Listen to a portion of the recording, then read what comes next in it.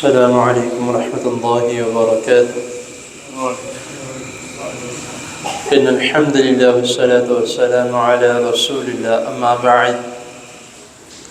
أحسن الكلام كلام الله، وأحسن الهدي هدي محمد صلى الله عليه وسلم. زیادہ محترم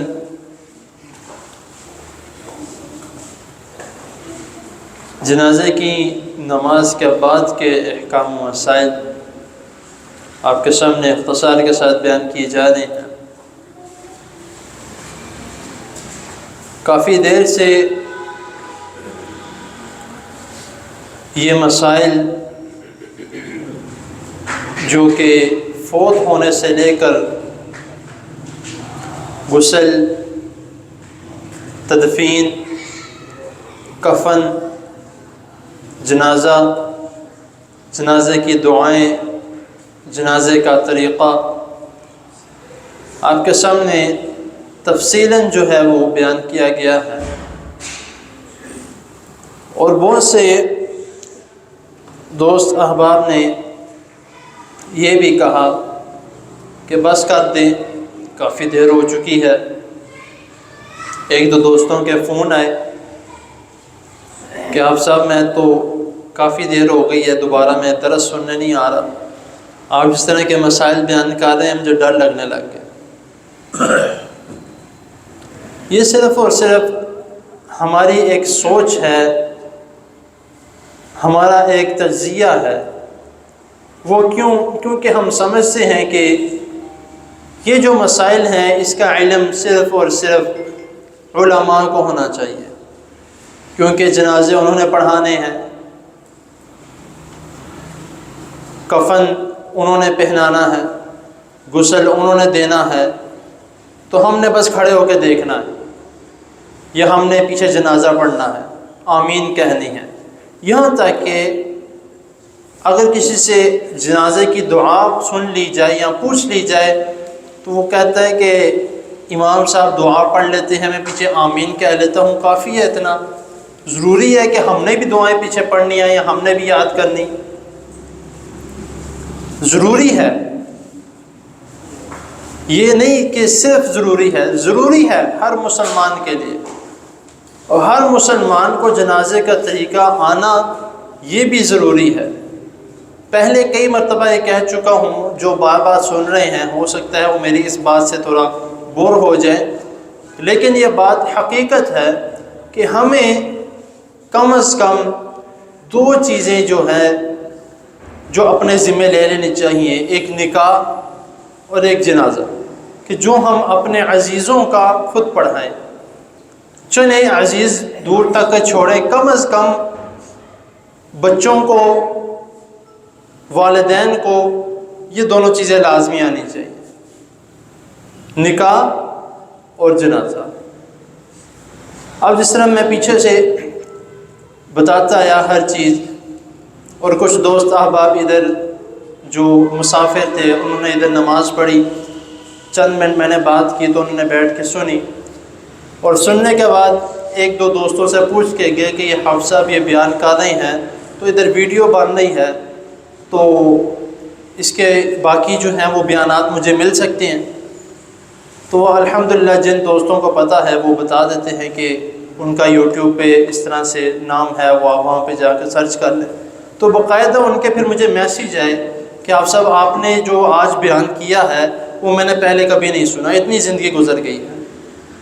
اور واقعی ایسے ہمارے معاشرے میں مسائل ہیں جس کو کتنی دیر ہو چکی ہے، کتنی دیر، اور ہم دیکھتے آ رہے ہیں، سنتے آ رہے ہیں، کرتے آ رہے ہیں، لیکن جب ہمیں کوئی بتا دیتا ہے کہ یہ عمل ایسے نہیں ایسے تھا تو ہم کہتے ہیں کہ یار یہ کوئی نیا مسئلہ لے آیا ہے. اب جس طرح میں نے پیچھے بیان کیا تھا کہ ہم اکثر اس طرح کرتے ہیں، جب کوئی فوت ہوتا ہے اس کو کفن پہنا کے، غسل دے کے کفن پہنا کے اس کی چارپائی پڑی ہے، تو جب ہم اس کو اٹھانے لگتے ہیں تو ہم ایک نعرہ بلند کرتے ہیں، کلمہ شہادت، اونچی آواز سے، ہر بندہ لگا ہوا ہے،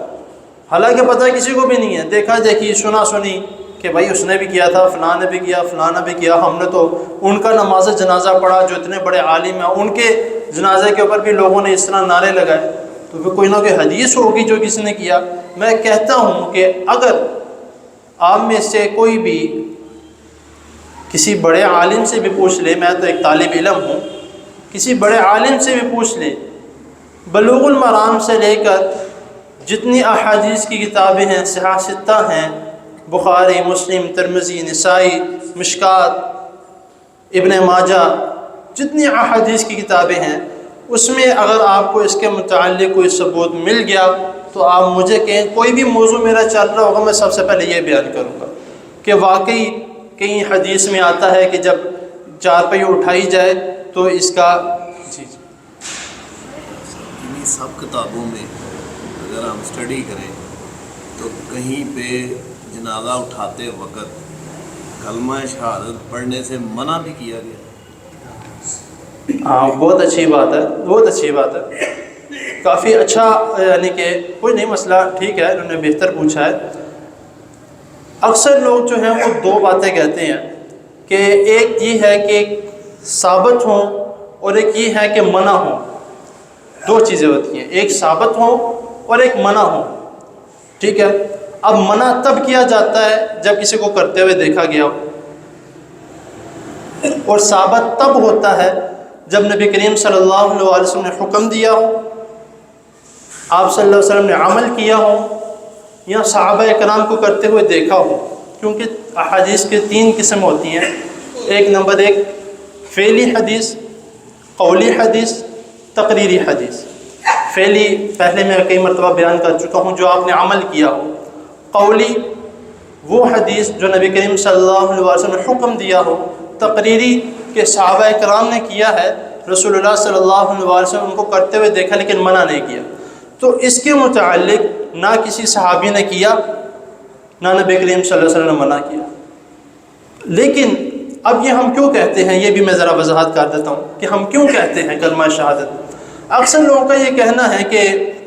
جو میت ہم نے اپنے کندھے پہ اٹھانی ہے اس وقت وہ سن رہی ہوتی ہے۔ اکثر لوگوں کا، میں نے کئی مرتبہ سوال کیا، ترغیب دلانے کے لیے کہ اس موقع پر کلمہ یہاں پر جو ہے وہ ترغیب کا انشاءاللہ تعالی یہ بات جو ہے نعرہ لگانا نیکی کے لیے کرتے ہیں۔ ہاں جی، کلمہ لوگوں کو ثواب کے لیے نا، کوئی کام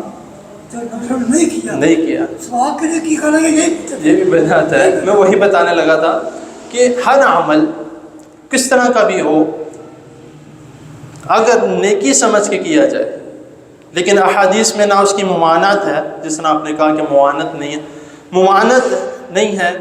ثبوت نہیں ہے، وہ کرنا بدعت ہے، بدعت ہے۔ وہ چیز ہوتی ہے کہ دین میں کوئی نئی چیز داخل کرے تو یہ نہیں ہے، کلمہ پڑھانا ہے۔ خیر انشاءاللہ تعالی میں سوچ ہی رہا تھا، تو آج ہی یہ ایک بھائی نے جو ہے وہ سوال کر لیا۔ انشاءاللہ تعالی اس باب کے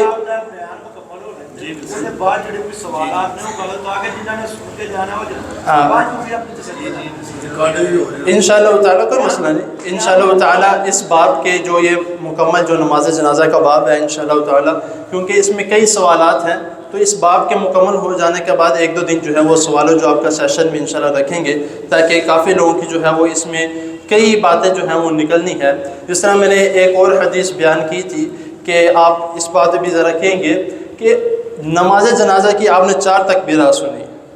ہر جگہ پہ، نماز جنازہ کی 4 سے لے کے 9 تک تکبیرات ہیں، میں تو 4 سے لے کے 9 تک تکبیرات ہیں۔ تو جو ہمیں ثبوت ملتا ہے ہم نے وہ عمل کرنا ہے، بلکہ جبکہ ہمارے معاشرے میں کسی بھی ملک میں چلے جائیں اس کے اوپر عمل نہیں ہوتا، الا میں شاید کوئی کرتا ہو۔ تو یہ جو طریقہ کار ہیں جو کلمہ شہادت بولنا، یہ سراسر جس طرح پہلے بھی کہہ چکا ہوں، یہ قرآن و حدیث میں کسی بھی حدیث سے ثابت نہیں ہے، تو اسی لیے کرنا رستے میں ہو یا مسجد سے اٹھائیں یا گھر سے اٹھائیں یا اتارتے ہوئے کس موقع میں بھی یہ کام کرنا جو قرآن و حدیث سے ثابت نہیں ہے، یہ بدعت ہے۔ تو اس لیے بہتر یہ ہے کہ اس طرح کے ہر عمل سے جو ہے وہ بچے، جو بھی کام نیکی کا ہو، بے شک جتنی مرضی بڑی نیکی ہے، جتنی مرضی بڑی نیکی ہے، اگر وہ کام قرآن و حدیث سے یہ مسئلہ نہیں ہے کہ معانت ہے یا یہ مسئلہ نہیں ہے، ثابت ہے جو کام نیا ہے وہ بدعت ہے. اللہ تعالیٰ کے حضور دعا ہے. یہ کلمہ شہادت تھوڑا ہی عرصہ ہو گیا، پہلے دن یہ کہتے ہاں تھے. تھوڑا ہی ایسا، وہی میں ان کو میں نے بتایا نا کہ ہاں تو خیر کہ وہ عمل قابل قبول نہیں، جس پر رسول اللہ صلی اللہ علیہ وسلم مہر نہیں جسے مہر لگی ہے وہ عمل قابل قبول ہے. کوئی قابل کب سے شروع سے اور آپ جتنی مجھے نہیں کی کری. اللہ تعالیٰ کے حضور دعا ہے اللہ تعالیٰ ہمیں جو سنا اس کو سمجھنے کی اور اس پر عمل کرنے کی توفیق عطا